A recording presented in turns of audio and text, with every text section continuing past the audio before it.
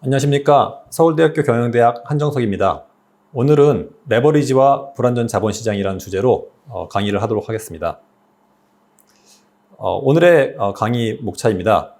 첫 번째로는 완전 자본시장에서의 레버리지라는 제목으로 말씀을 드릴 거고요. 두 번째로는 불완전 자본시장에서의 레버리지에 대해서 말씀드리도록 하겠습니다. 마지막으로는 현재 이슈가 되고 있는 한국의 부동산 PF에 대해서 고찰해 보도록 하겠습니다. 자, 첫 번째로 완전 자본시장 하에서 레버리지에 대해서 설명드리도록 하겠습니다. 자본이란 채무와 주식으로 구성되는 기업 자금 조달의 원천이 되겠습니다. 모든 투자 활동에 사용되는 자금이라고 할 수 있겠죠. 자, 이런 자본을 여러 가지 방식으로 우리가 조달할 수 있는데 채무나 주식, 기타 증권으로 조달하게 됩니다. 우리 이러한 구조를 갖다가 자본 구조, 캐피탈 스트럭처라고 합니다. 그래서 회사가 자본 구조를 결정한다고 하면 얼만큼의 부채를 가져갈 것인가, 얼만큼의 자본을 가져갈 것인가, 이런 결정을 말하는 것입니다. 이런 자본 구조는 산업마다 그리고 기업마다 다릅니다. 예를 들어서 부동산이나 에너지 이런 업계에서는 부채의 비율이 클 수가 있고요. 그리고 IT라든가 소프트웨어 이런 분야에서는 부채의 비율이 상대적으로 작은 경우들이 많습니다. 하지만 같은 산업 내에서로 하더라도 기업 간의 상황에 따라서 자본 구조가 달라질 수 있습니다. 자, 그래서 지금부터 이 자본 구조가 어떤 영향을 미치는가에 대해서 설명드리도록 하겠습니다. 이러한 분석을 위해서는 먼저 가정이 필요한데요. 가장 간단한 가정인 완전 자본시장이란 가정으로 먼저 시작해 보도록 하겠습니다. 완전 자본시장, 컴플릿 마켓이란 시장의 마찰이 존재하지 않는 시장을 말합니다. 시장의 마찰이란 거래 비용, 세금, 정보 비대칭, 대리인 비용 등 여러 가지의 시장의 활동을 저해하는 그런 요소를 말합니다. 그래서 이러한 마찰이 존재하지 않는 시장이 완전 자본시장이 되겠습니다. 완전 자본시장에서는 차익 거래로 인해서 자산 가격이 공정하게 평가됩니다. 말씀드린 대로 자본 구조가 기업 가치에 영향을 미치는 것을 분석하기 위해서 이러한 완전 자본시장을 가정하고 시작해 보도록 하겠습니다. 자, 제일 먼저 무차입 현금 흐름, 즉 부채가 하나도 없는 기업의 현금 흐름에 대해서 생각해 보도록 하겠습니다. 왼쪽에 보시면은 자산, 즉 비즈니스에서 오는 현금 흐름을 보여주고 있습니다. 예를 들어서 이 자산이 1억이라는 현금 흐름을 만들어낸다고 가정해 보겠습니다. 이것이 무차입 현금 흐름, 즉 100% 자본에 의해서 소유된 자산이라면은 이 현금 흐름 1억이 자본에게 고스란히 돌려주게 됩니다. 그렇다면 이 자본이 받은 1억은 자본에 투자를 한 투자자가 가져가게 됩니다. 따라서 자산의 가치는 자본의 가치와 그리고 이 현금 흐름의 가치와 같게 됩니다. 하지만 만일 자산을 소유하고 있는 투자자가 자본과 부채로 나누어진 그런 자본 구조를 가지고 있다고 한다면은 소유 지분에 따라서 현금 흐름이 달라지게 됩니다. 예를 들어서 80%의 레버리지, 즉 8천만 원의 액면가를 가지는 부채를 가진 이런 기업이 있다고 가정해 보겠습니다. 이런 경우에 이런 현금 흐름을 우리가 차입 현금 흐름이라고 합니다. 따라서 1억의 자산에서 나오는 현금 흐름 중에서 0.2억, 즉 2천만 원은 자본으로 돌아가게 되고요. 나머지 8천만 원, 즉 0.8억은 부채로 가게 됩니다. 따라서 자본과 부채에 투자한 투자자들은 0.2억과 0.8억, 즉 2천만 원과 8천만 원을 나눠서 받게 되는데요. 그것의 합은 결국 다시 1억이 되게 됩니다. 여기서 시사하는 바는 무차입이든 차입이든 간에 현금 흐름 자체가 총합으로서 변하지 않는다면은 결국 투자자들이 받는 돈은 변하지 않는다. 그러한 이유는 자산의 가치, 즉 비즈니스 자체가 변하지 않았다는 것에 이유가 있겠습니다. 따라서 자산 자체가 변하지 않는 이상은 어떻게 자본 구조를 가져가든 간에 항상 같은 가치를 지니게 됩니다. 이러한 명제를 우리가 모딜리아니 밀러 명제라고 합니다. 흔히 MM 이론이라고 하죠. 프랑코 모딜리아니와 머튼 밀러, 이 두 명의 노벨 경제학상을 수상한 두 경제학자가 발견한 어떤 명제인데요. 이 명제는 쉽게 말씀드리면은 완전 자본 시장 하에서는 기업의 시장 가치는 자본 구조의 선택에 영향을 받지 않는다. 즉 부채를 얼마나 가져가든 결과적으로 자산의 가치는 변하지 않는다. 그 배경에는 잠시 전에 말씀드린 대로 즉 비즈니스가 변하지 않기 때문에 부채가 많아지던 자본이 많아지던 결과적으로 자산에서 오는 현금 흐름의 가치는 변하지 않는다. 그것이 바로 핵심이 되겠습니다. 따라서 레버리지, 즉 얼마나 부채를 자본에 비해서 많이 가져가는가는 부채와 주식의 현금 흐름의 할당만을 바꾼다. 이렇게 이해하시면 되겠습니다. 이런 정리에 대해서 머튼 밀러에게 사람들이 종종 쉽게 설명해달라는 부탁을 했는데요. 머튼 밀러는 그럴 때 이렇게 설명을 했다고 합니다. 요기 베라라는 그 유명한 야구 선수가 있는데 주로 가는 피자집에 가서 오늘은 굉장히 배가 고프니까 평소에 4등분을 해서 먹었는데 오늘은 8등분을 해주십시오. 이렇게 부탁을 했다고 합니다. 즉 평소에는 피자 한 판을 4조각으로 나눠서 먹었는데 8조각을 나눠서 먹게 되면은 2배로 많이 먹으니까 더 배가 부르지 않겠느냐 이렇게 얘기한 거죠. 물론 자 피자를 갖다가 4등분으로 나누든 8등분으로 나누든 피자 한 판이란 사실은 변함이 없습니다. 따라서 이 이야기가 하는 것은 결과적으로 같은 피자라고 한다면은 어떻게 나누든 간에 더 배가 불러질 리가 없다. 이런 얘기를 하는 것이죠. 자, 우리 다시 자본 구조로 돌아가서 기업의 자산이 있다고 한다면은 자산을 예를 들어서 5대5로 자본과 부채가 나누든 아니면은 8대2로 자본과 부채가 나누든 어떻게 나누든 간에 자산의 가치의 변화가 없기 때문에 결과적으로 자본 구조는 기업의 가치에 영향을 미치지 않는다. 자, 이렇게 우리가 머딜레 밀러 명제를 이해하시면 되겠습니다. 자, 지금부터는 레버리지, 즉 부채의 비율을 올릴 경우에 자본에 대한 수익, 그 수익률이 어떻게 변하는지를 말씀드리도록 하겠습니다. 자, 그것을 위해서 한 가지 예를 들겠는데요. 1억 원을 투자해서 같은 확률로, 즉 50%의 확률로 1억 혹은 1.1억을 받는 어떤 자산 내지는 투자가 있다고 가정해 보겠습니다. 자, 저희가 1억을 투자하게 되는 거죠. 그랬을 때 50%의 확률, 불경기라고 하겠습니다. 불경기에는 투자금을 그대로 돌려받습니다. 수익률이 0%겠죠? 1억을 투자해서 1억을 받게 되니까 이런 확률이 50%입니다. 반대로 다른 50%의 확률, 즉 호경기에는 10%의 수익률, 즉 1억의 투자가 현금 흐름 1.1억으로 돌아오게 됩니다. 1,000만 원의 추가 수익을 올리게 되는 거죠. 그래서 우리가 이런 투자 기회가 있다고 가정해보고 수익과 수익률에 대해서 생각해 보도록 하겠습니다.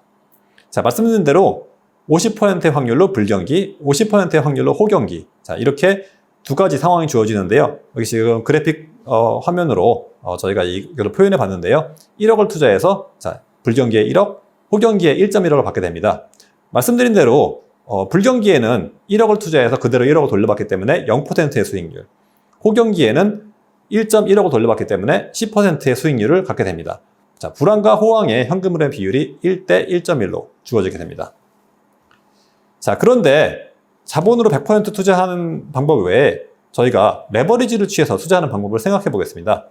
만일 9천만 원만큼 레버리지를 한다면, 즉 90%의 레버리지를 취한다면은 1억의 투자금 중에서 9천만 원이 차입된 그런 부분이기 때문에 저희가 자본으로서 투자하는 부분은 그 중에 10%, 즉 1,000만 원만 투자를 하면 되겠습니다. 따라서 저희가 1,000만 원을 투자해서 불경기에는 9천만 원의 부채를 갚은 뒤에 남는 현금 흐름 1,000만 원을 받게 되고요. 호경기에는 1.1억에서 9천만 원을 제외한 2천만 원을 받게 됩니다.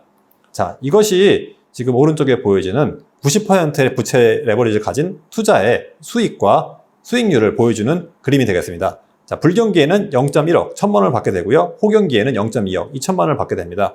즉, 불황과 호황의 현금 흐름의 비율이 1대2로 주어지게 되죠. 그리고 수익률은 불경기에는 0%, 호경기에는 100%의 수익률을 보이게 됩니다. 1,000만 원을 투자해서 2천만 원 돌려받았기 때문에 100%가 되는 거죠. 2배의 수익률이 되겠습니다. 자, 보시면 아시겠지만, 자, 불경기와 호경기 간의 현금 흐름의 비율이 레버리지를 취한 경우에 극단적으로 늘어나게 됩니다. 즉, 경기에 굉장히 민감해지는 것이죠. 자, 정리를 해보겠습니다. 저희가 1억을 투자해서 부채가 없는 경우에는 1억과 1.1억을 반반의 확률로 돌려받기 때문에 기대 수익률은 5%, 즉 0%의 수익률과 10%의 수익률이 반반의 확률로 들어오기 때문에 5%의 수익률을 올리게 됩니다. 기대 수익률로. 반면 90% 부채 차입을 한 그런 레버리지 투자를 하게 되는 경우에는 반반의 확률로 1,000만 원을 투자해서 1,000만 원 돌려받고 0%죠. 1,000만 원 투자해서 2,000만 원 돌려받는, 즉 100%의 수익률을 올리기 때문에 기대 수익률은 50%가 됩니다. 원래 부채가 없었다면 5%밖에 기대 수익률이 안 되는 투자가 부채, 즉 레버리지를 취함으로써 기대 수익률이 50%는 투자로 바뀌었습니다. 즉 수익률이 10배만큼 늘어난 것이죠. 자, 이것이 바로 레버리지의 힘이 되겠습니다. 자, 그렇다면은 레버리지는 수익률을 그냥 올려주기만 하는 것일까요? 그렇지 않습니다. 사실 레버리지라는 뜻은 우리가 굉장히 무거운 물체를 올릴 때 레버를 통해서 큰 물체를 들어 올린다는 걸 말하죠. 적은 자본으로 굉장히 큰 투자를 할 수 있는 그런 도구인데요. 이런 레버리지 투자를 하는 경우에 수익률이 올라가긴 하지만 그 수익률은 공짜가 아니다. 즉 이 수익률은 위험을 통해서 온 수익률이다. 아까 말씀드렸듯이 레버리지를 취한 경우에 불황과 호황의 현금 흐름의 비율이 극단적으로 늘어나게 됩니다. 즉 위험에 굉장히 민감해지는 그런 투자가 되는 거죠. 자, 이 수익률의 변동성이 증가된다고 볼 수 있겠습니다. 따라서 레버리지는 자본의 기대 수익률을 상승시키지만, 자, 이것은 결과적으로는 위험을 통해서 증가된 수익률이라고 말할 수 있겠습니다. 저희가 위험과 수익의 상쇄 관계에 의해서 더 많은 보상을 받는 것이라고 말할 수 있겠죠. 자, 이런 경우에 결과적으로 수익률은 올라가지만 자, 조달 비용이 늘어나게 된다. 이렇게 보실 수 있겠습니다. 자, 지금까지는 완전 시장의 하에서의 레버리지에 대해 말씀드렸고요. 이제부터 좀 더 현실적인 불완전 시장 하에서의 레버리지에 대해서 설명드려 보겠습니다. 기업들이 투자를 할 때 어떻게 하는 것이 합리적인 결정일까요?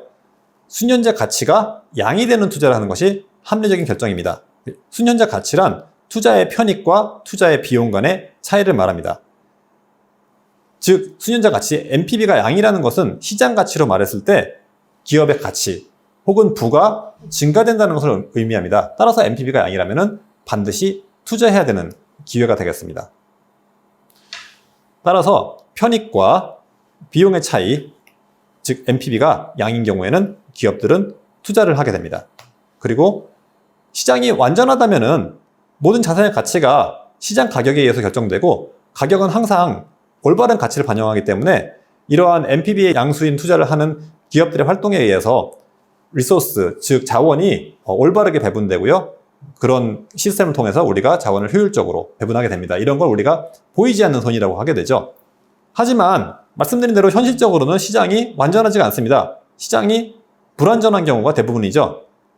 자, 불완전해지는 이유는 마찰이 존재하기 때문인데요. 거래 비용, 세금, 정보 비대칭, 그리고 대리인 문제 등 여러 가지 마찰이 존재합니다. 이런 이유로 시장은 불완전해지는데요. 이럴 때는 NPV가 양이어도, 즉 수년자 가치가 양이어도 투자를 하지 않게 되고, NPV가 음이어도, 즉 부가 줄어드는 활동인데도 불구하고 투자를 하는 이런 현상들이 일어나게 됩니다.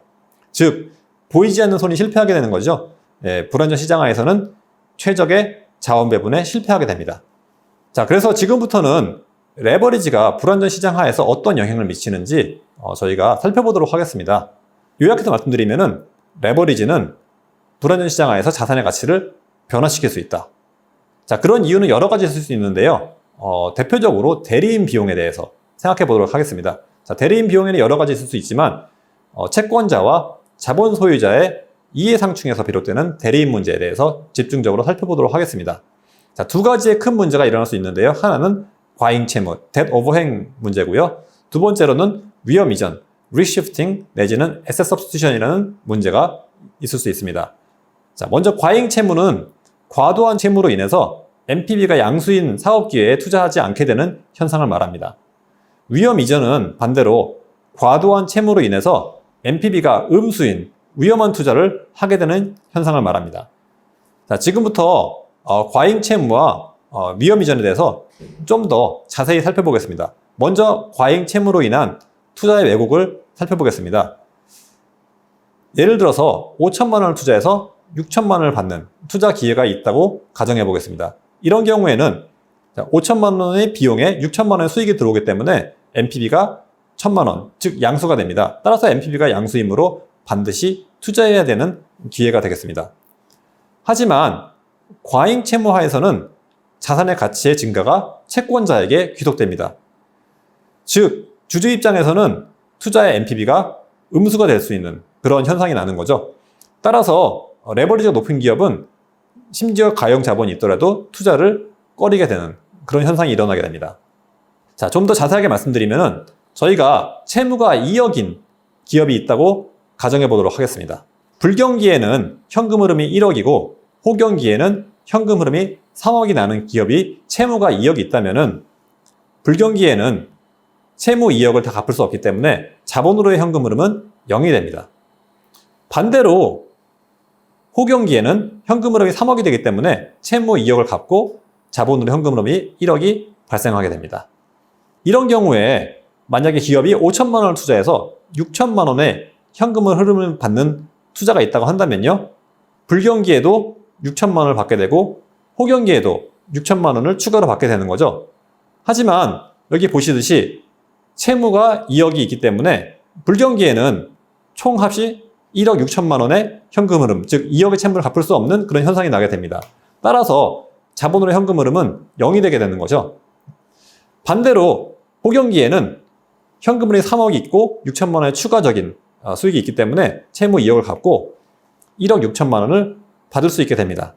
따라서 기업 입장에서 NPV를 계산한다면은 기대 편익은 절반의 확률로 0, 그리고 절반의 확률로 6천만 원 되겠습니다. 따라서 3천만 원의 기대 편익이고요. 비용은 5천만 원이기 때문에 NPV가 마이너스 2천만 원, 즉 음의 NPV 투자가 됩니다.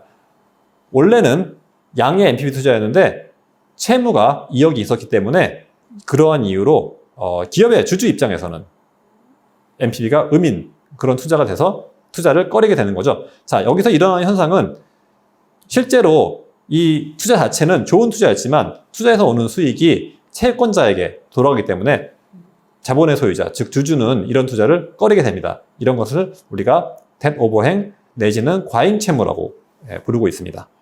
자, 두 번째로는 위험 이전으로 인한 투자의 왜곡이 있을 수 있는데요. 자, 이 예를 위해서 또 하나의 다른 투자를 생각해 보겠습니다. 6천만 원을 투자해서 호경기에는 2억을 벌고 불경기에는 1억의 손실을 내는 투자가 있다고 가정해 보겠습니다.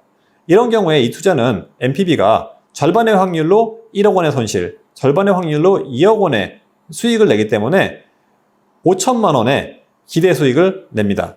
비용이 6천만 원이기 때문에 5천만 원 수익 마이너스 6천만 원의 비용, 즉 마이너스 1천만 원의 NPV를 가지게 됩니다. 음의 NPV죠. 따라서 기업들은 이러한 투자를 하면은 안 되는 경우가 되겠습니다. 하지만 위험 이전화에서는 하방 위험, 즉 불경기 때 나는 손실이 채권자에게 전이가 되기 때문에 이런 부분에 대해서 주주들은 상관하지 않게 됩니다. 따라서 변동성이 높은 경우에는 NPV가 음이어도 주주에게는 투자 유인이 존재할 수 있게 됩니다. 자, 저희가 이러한 부분을 아까 말씀드린 예를 통해서 살펴보도록 하겠습니다. 아까 보여드린 예와 같이 채무가 2억인 기업의 현금 흐름을 먼저 생각해 보도록 하겠습니다. 아까와 똑같이 50% 확률로 불경기, 50%의 확률로 호경기가 되는데요. 기존의 현금 흐름이 1억 불경기 때, 그리고 3억 호경기 때 이렇게 현금 흐름이 있는 경우에 자, 결과적으로 채무 2억을 불경기 때는 갚을 수 없기 때문에 자본 현금 흐름은 0, 불경기 때는 하나도 못 받게 되고요. 호경기 때는 2억의 채무를 갖고 나서 남는 1억을 자본이 가져가게 됩니다. 자, 그러면은 아까 말씀드린 투자 기회, 채무가 2억인 기업이 6천만 원을 투자해서 2억 원의 수익 혹은 1억 원의 손실을 반반의 확률로 나게 된다고 한다면요. 이런 투자에 대해서 기업이 어떻게 판단할지를 저희가 보도록 하겠습니다. 자, 먼저 불경기 때는 현금 흐름이 1억이 있는데 자, 추가적으로 1억의 손실을 나게 되는 거죠. 자, 따라서 총 현금 흐름은 0이 됩니다. 하지만 채무가 2억이 있기 때문에 자, 기업이 1억의 손실이 나던 아니면은 손실이 나지 않았던 결과적으로 자본으로의 현금 흐름은 손실과 상관없이 0이 됩니다. 불경기에는 어차피 채무의 2억을 갚을 수 없기 때문에 손실의 유무가 크게 차이가 나지 않는 것이죠. 반대로 호경기 때에는 현금 흐름 3억에 추가로 2억 원을 받게 됩니다. 자, 채무 2억을 갖고 나서 남는 현금 흐름이 3억이 되는 거죠. 따라서 추가적인 변동성에 노출을 하면서 기업은 불경기 때에는 추가적인 손실이 없지만 호경기 때에는 굉장히 큰 추가적인 이익을 얻게 됩니다. 자, 기업 주주 입장에서 NPV를 계산해 보시면요. 50%의 확률로 하나도 돈을 받지 않는 경우, 즉 불경기에 현금 흐름이 나게 되고요. 50%의 확률로 2억 원의 추가적인 현금 흐름을 받게 됩니다. 따라서 기대 현금 흐름은 1억 원. 하지만 6천만 원의 비용이 들었으므로 4천만 원의 NPV를 갖게 됩니다. 즉 양의 NPV가 되는 거죠. 아까 전에 불경기 때 1억 원의 손실이 나게 되기 때문에 NPV가 음수였는데 어차피 불경기 때는 주주의 경우는 현금이 없기 때문에 손실 부분을 감안하지 않게 돼서 NPV가 양으로 바뀌는 걸 보실 수 있겠습니다. 따라서 이러한 이유로 우리가 채무가 많은 기업, 즉 레버리지가 높은 기업은 위험 이전의 유인이 있게 되고 위험한 음의 NPV 투자 기회에 투자하시는 걸 갖다가 볼 수 있게 되는 경우가 있게 됩니다. 자, 따라서 지금까지는요. 완전 자본시장 하에서 레버리지가 어떤 역할을 하는가, 그리고 불완전 자본시장 하에서 레버리지가 어떤 역할을 하는가를 살펴봤는데요. 이러한 이론들을 통해서 우리가 현재 한국에서 당면하고 있는 부동산 PF 문제에 대해서 살펴보도록 하겠습니다. 먼저 이 부동산 PF, 자, 이 PF가 무엇인가에 대해서 살펴보겠는데요. PF라는 것은 프로젝트 파이낸싱, 즉 사업의 프로젝트의 미래 현금 흐름을 담보로 하여 대출을 받는 행위를 말합니다. 이러한 대출은 소위 말하는 비소구 혹은 제한적 소구 대출인데요. Non-recourse 내지는 Limited Recourse Loan, 즉 담보로 한 프로젝트 현금 흐름 외에 이것을 빌린 기업에게 추가적인 빚의 상환을 요구할 수 없는 그런 대출이고요. 이렇게 하는 이유는 사업자와 프로젝트를 분리해서 법률적으로 보호하는 그런 장치라고 할 수 있겠습니다. 프로젝트가 보통 크기 때문에 한 기업이 이런 모든 부채 부담을 가지기에는 크기 때문에 이런 경우에 유리한 대출 방식이 되겠습니다. 그리고 대출을 해주는 입장에서는 프로젝트의 사업성만 평가하면 되기 때문에 정보 비대칭 문제를 줄일 수 있는 장점이 있습니다. 이런 프로젝트 파이낸싱과 반대되는 개념으로 기업금융, 코퍼레이트 파이낸스라는 개념이 있습니다. 코퍼레이트 파이낸스는 사업을 진행하는 기업이 신용과 담보를 기초로 대출하는 것을 의미합니다. 자, 부동산 PF의 주체를 생각해 보도록 하겠습니다. 자, 부동산 PF의 주체는 이 개발 사업을 하는 주체인 시행사, 디벨로퍼가 주체가 되겠죠.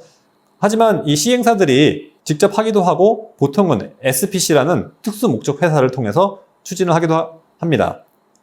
자, 이러한 부동산 개발 사업을 보통 시공사, 건설사에게 우리가 사업 발주를 받아서 공사를 하게 되는 시공사가 두 번째 중요한 역할을 하게 되는 주체라고 할 수 있겠습니다. 자, 한국의 부동산 개발의 단계별 자금 조달에 대해서 먼저 생각해 보도록 하겠습니다. 보통 세 단계로 나눠지는데요. 자, 첫 번째, 착공전 단계에서는 시행사가 브릿지론을 금융사에서 받게 됩니다. 자, 브릿지론은 실제로 건설 전에 토지 매입이나 인허가에 사용되는 비용을 충당하기 위해서 받는 론이 되겠습니다.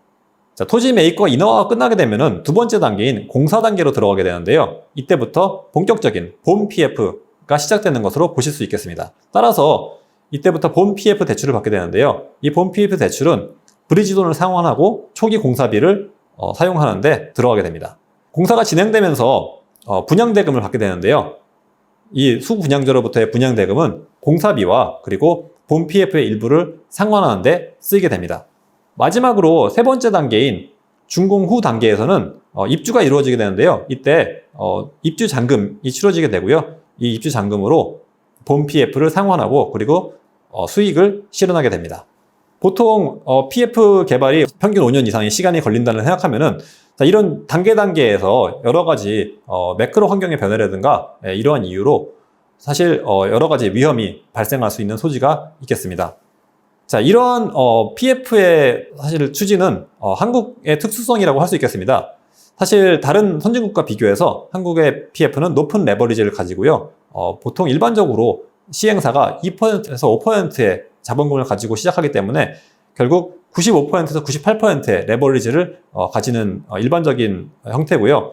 다른 선진국에서는 보통 시행사가, 즉 데벨로퍼가 30%, 40% 정도의 자본금을 가지고 시작하기 때문에 레버리지는 60%, 70% 상대적으로 낮은 레버리지를 가진다고 할 수 있겠습니다.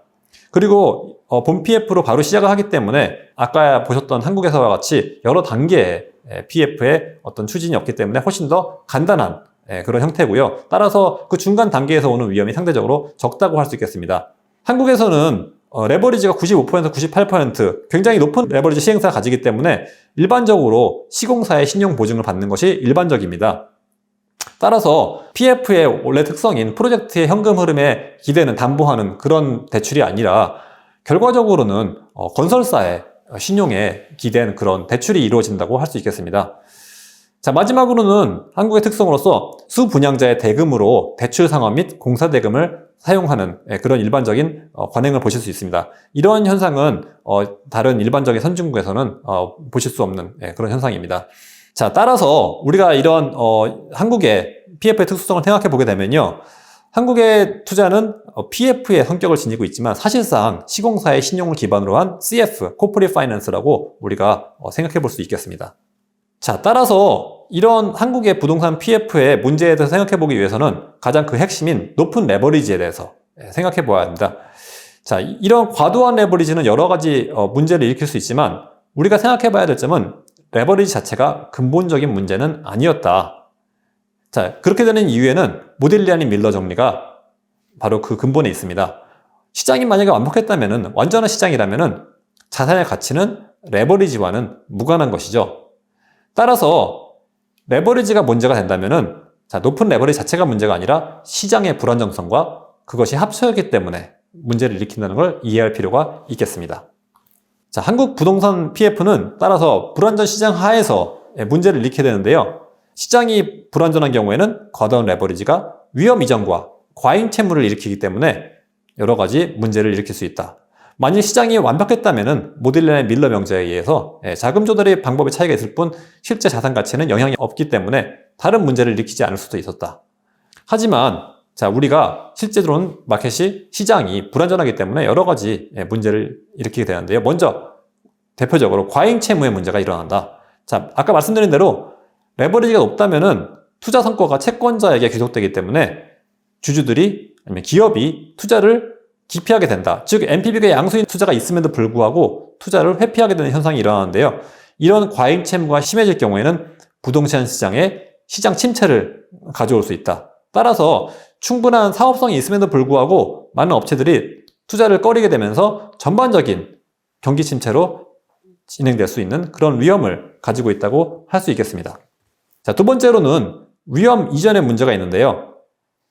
자산의 가치가 상승할 수 있는 기회를 극대화하기 위해서 하방 위험에 기업들이 과도한 노출을 할 수 있는 요인이 있다고 할 수 있겠습니다. 먼저 말씀드린 대로 NPV가 음수인 사업기에는 투자를 하지 않아야 함에도 불구하고 기업이 레버리지가 높다면 상방 위험에 과도한 노출을 원하기 때문에 자산의 가치를 채권자에게서 자본으로 이동시키기 위해서 이런 NPV가 음수인 투자에 투자를 하게 되고요. 따라서 부동산 투자에 있어서는 이런 문제가 심각해질 경우에는 채무 불이행 위험이 올라가게 되며 부동산 PF 자체가 부실화되는 이런 경향을 볼 수 있게 됩니다. 따라서 이러한 부동산 PF의 부실은 금융권의 부실로도 이어질 수 있는 그런 원인을 제공하게 됩니다. 그렇다면 지금까지 과잉 채무는 투자를 적게 하게 되는 그런 문제를 일으키고요. 그리고 위험 이전은 투자를 오히려 많이 하게 되는 그런 위험을 일으키게 됩니다.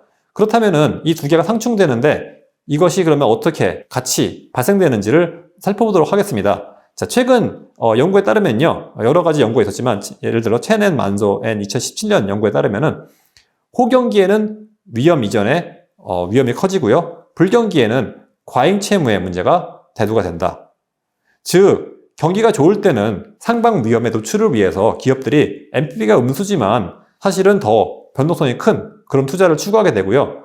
불경기에는 과잉 채무로 인해서 NPV가 양수임에도 불구하고 그런 투자를 꺼리게 되는 그런 현상이 난다는 그런 의미가 되겠습니다. 자, 그러면은 호경기에 부동산 PF의 과도한 레버리지 추구로 인해서 위험한 투자를 추구하게 된다면요. 이러한 투자들은 결과적으로 부동산 버블과 그리고 그 이후에 금융위기 그리고 부동산 PF의 어떤 부실 이런 걸 가져오게 됩니다.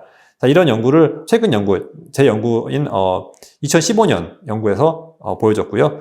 그리고 이러한 부실한 투자들이 불경기에는 과잉 채무를 통해서 침체를 가속화할 수 있는 그런 현상을 일으킬 수 있고, 결과적으로는 금융위기로 전염을 시킬 수 있는 그런 위험을 만들어낸다고 할 수 있겠습니다.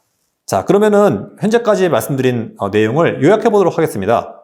한국 부동산 PF의 높은 레버리지는 그 자체로는 큰 문제가 아니다. 즉, 완전 시장 내에서는 레버리지 자체는 문제가 되지 않는다. 모딜리아니 밀러 명제가 되겠죠. 하지만 현실적으로 시장은 불안전하기 때문에 불안전 시장 하에서는 과잉 채무와 위험 이전의 문제를 일으킬 수 있다. 이로 인한 문제는 주기적으로 부동산 시장의 버블과 그리고 PF의 부실로 인한 시장의 침체와 금융위기를 가져올 수 있다. 그래서 10년 단위로 저희가 계속해서 이런 부동산 PF 문제를 보아왔는데요. 90년대 IMF 이후에 부동산 시장 침체와 위기, 그리고 2008년에 전 세계적인 금융위기 이후에 부동산 침체와 그 위기를 보았고, 다시 현재 2024년 금융시장과 부동산 시장 침체를 다시 겪고 있습니다. 자, 그렇다면은 우리가 이렇게 한 10년 주기로 반복되는 문제를 어떻게 해소하고 이 고리를 끊을 수 있을까요?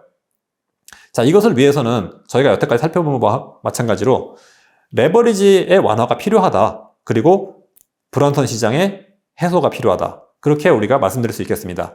따라서 단기적으로는 현재 당면한 문제인 부실 PF 사업장 정리와 시장 유동성 공급이 필요하겠지만, 중장기적으로 시행사의 자본 요건을 강화해서 레버리지를 완화해야 하고요. 그리고 시장 불안전을 해소하기 위해서 간접 투자의 활성화와 그리고 금융시장의 선진화가 필요하다고 할 수 있겠습니다. 마지막으로 임대주택 시장의 불안전 시장을 해소할 필요가 있겠는데요. 현재 한국은 전세 시스템에 의존하고 있는데 이것을 월세로 전환해서 시장을 좀 더 넓힐 필요성이 있다. 이렇게 말씀드릴 수 있겠습니다. 자, 마지막 정리하면요. 저희가 지금까지 한국 부동산 PF 시장의 레버리지 문제에 대해서 살펴봤는데요. 이런 레버리지 문제는 결과적으로 불안전 시장의 문제이기 때문에 앞으로 계속해서 반복되는 이 고리를 끊어주기 위해서는 레버리지 완화와 불안전 시장의 해소가 필요하다고 정리해 볼 수 있겠습니다. 자, 지금까지 시청해 주셔서 감사합니다.